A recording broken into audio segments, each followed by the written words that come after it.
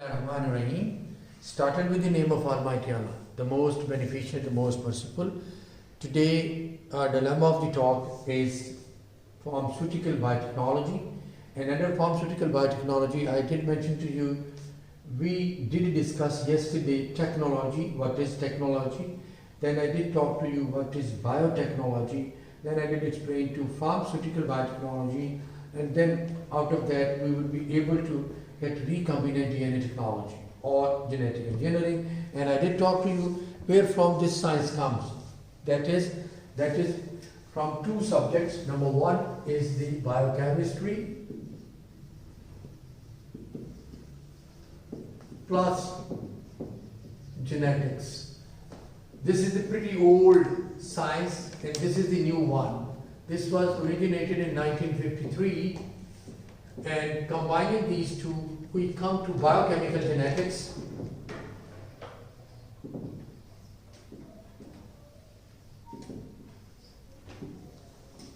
Now, through biochemical genetics, we will be able to come our DNA, recombinant DNA technology, or the genetic engineering.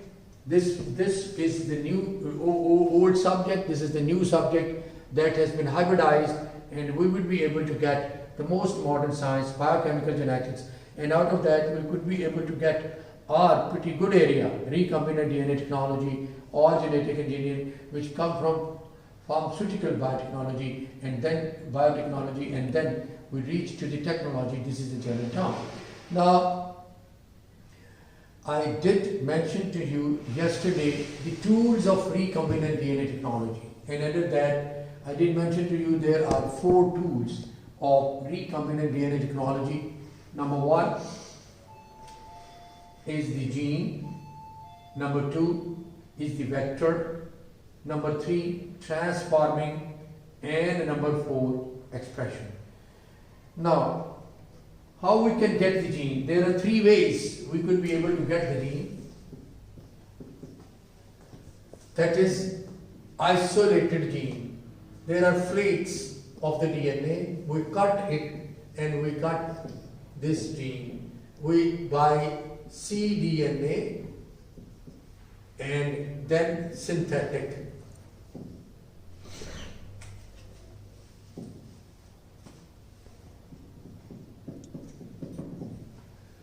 So this is currently prevailing synthetic method. Now the synthetic method is that is you take up the nucleotides and synthesize it as Dr. Corona did it and synthesize the insulin gene. Now these we have already discussed three ways to get the gene. And what is gene? I gave you the three definitions which prevailed from 1950 through to 2005 until now 2020 as well. So we are going to start with the second aspect of it, what you call it as a vector. And I did mention to you what a vector is. Vector is a biological term in this respect. This is a biological vector, not physics vector. Previous era was of physics, but now this era is of modern science, that is called as a recombinant DNA technology. And in this case, we are using a biological vector, and biological vector is always in the form of plasmid. This is E. coli, and this contains a rounded body in it, which is designated as plasmid. And then there is another rounded body which is called as episome. The DNA of episome immediately enters into the DNA of the bacterium. It vanishes off, goes off, dies off, and decays off. That's why this rounded body is not needed to us. We are keenly interested in independent rounded body that is called as plasmid, and this contains 8 genes upon it.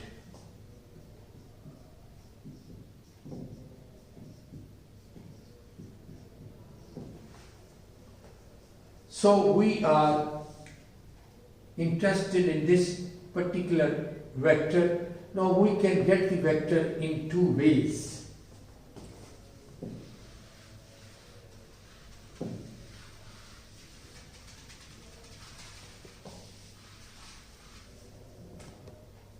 So in this case, number one, natural vector.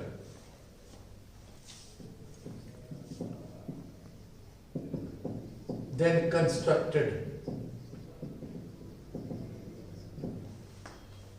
Though the natural vector which exists in nature, that you can see this is present in the bacterium, or we can use virus as a vector, or we can use virus plus virus, or we can use any material plus virus, or we can use biological material plus biological material. That can be used as a vector. So vector is a thing which let you to incorporate the gene whose expression is taken. For example, now you can see this is a vector and it has got 1, 2, 3, 4, 5, 6, 7 and 8 genes on it, and we cut a particular gene area, remove it. This is the resistance factor which we remove. Now you can incorporate in this area a new gene. Say you are incorporating in it gene of insulin. Now you then place this plasmid into the bacterium and it will grow herein, and after growing it will produce insulin in this area, and then you rupture the wall of the bacterium and you can collect the insulin in different way. You get spun, take in the test tube, and you can see this bacterium has got in it endoplasmic reticulum, mitochondria, Golgi apparatus, and so on and so forth, and somewhere you could be able to see the insulin would be therein, which you can collect by removing this area, you get it free. But it's not an easy task. It's easy to say, but it's very difficult to do. And this is the dilemma of the pharmacist. And pharmacist has to do this. These are the ways you could get the molecular medicine. And this is the most important sign which is coming in the global village, and I would very lovely like you to, all the pharmacists sitting in front of me should embed himself in this area. This is the very good area for the pharmacist, with the help of which we can get all beautiful molecular medicine. Now the next is the constructed vector. In this case, the pretty good example is lambda phage, which is used as a virus and can be responsible for the vector to let the gene to be wherein it is needed. Now, the next is the constructed vector.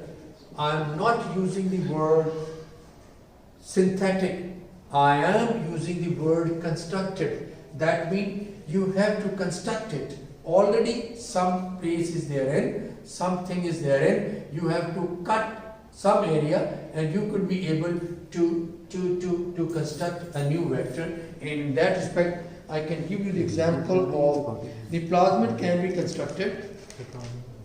We were talking about the cosmid, how this cosmid is formed, which act as a vector.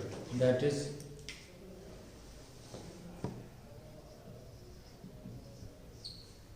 so this is a break of DNA, and these are the cause ends.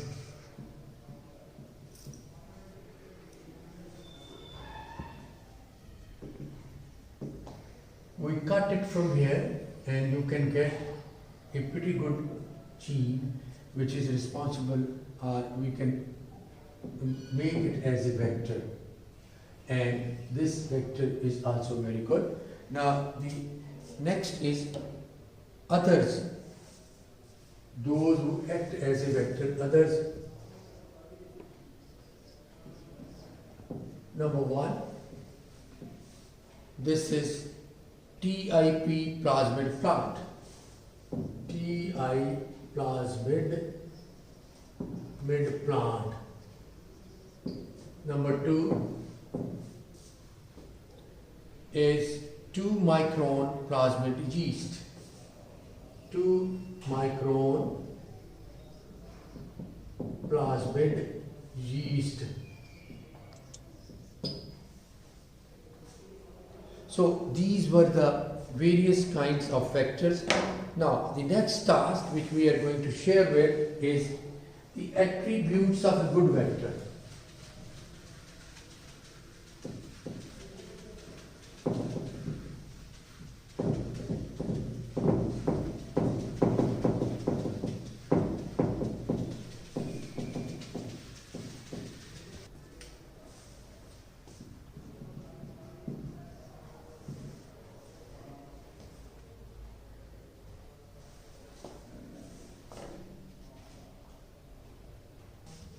Next task is attributes of a good vector. Attributes mean what are the peculiarities which are responsible for a good vector. Taking an example of a plasmid.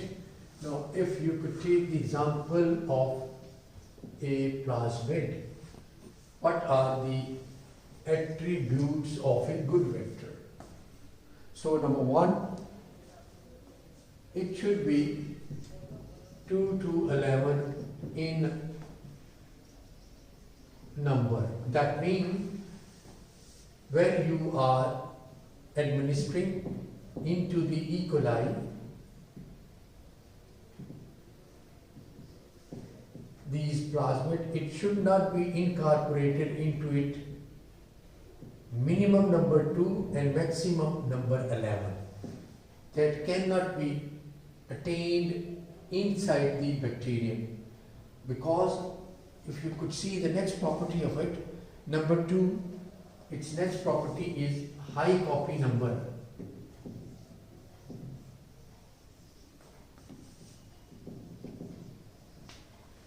High copy number means if there is one plasmid, it keep on dividing geometrically 1 to 2, 2 to 4 and 4 to onward like this. So when you add a recombinant after forming into the bacterium, if it will be 2, keep on moving more and more and space will be keep on filling. Even it will be more than 11 before the crop should be matured, before the insulin, if we added the gene for insulin in it, insulin has not been formed, it will rupture and we would not be able to get anything out of it. And number 3, it's important marker. This is very, very important, particularly for pharmacy point of view, that if this is a plasmid and it has got an area which we have marked it, and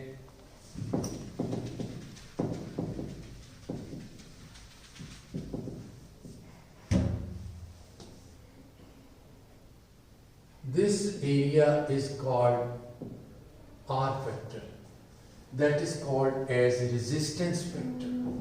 This is that area in which, if this is the DNA which is present in this area, gene number 1 or any gene, this is called the resistance gene. Due to this gene, resistance is produced inside the bacterium and the bacteria will remain alive and the patient will die.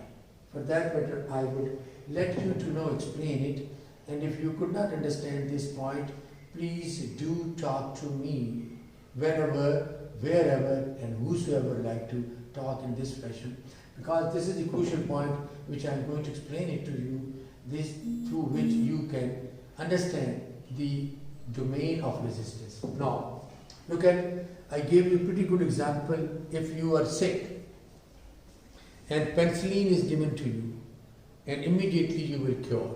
Second time, when you sick, penicillin is given, it took little time you to be cured. If third time you would be given the penicillin after sickness, you take longer time to cure yourself. Fourth time, when will be given to you the penicillin, you would not be cured with the penicillin. What has happened in this case? The penicillin which is present in the blood is not penicillin now. The bacterium has created resistance and the gene has been modified according to its resistance gene, and an enzyme penicillinase has been formed, and penicillin has been broken down into its two respective components, penicillinic acid and penicilloic acid. That's why there is no penicillin in the blood. Bacteria will survive in the blood and patient will die. That is the point which you to understand, and I'm going to explain it to you. Look at, if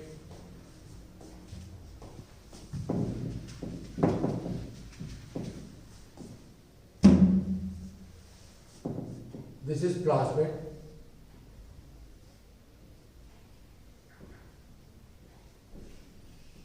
resistance factor gene, and its DNA is like this.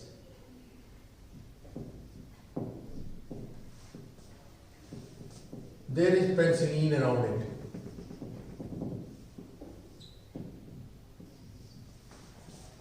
Now, when there is penicillin, due to induction phenomena, the nucleic acids of the DNA molecule changes and a protein is formed and a polypeptide chain is formed, and this produces enzyme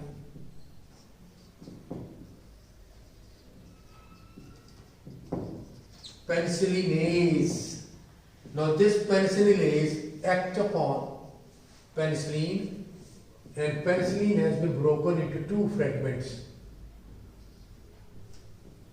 penicillinic acid and penicilloic acid. Now there is no penicillin.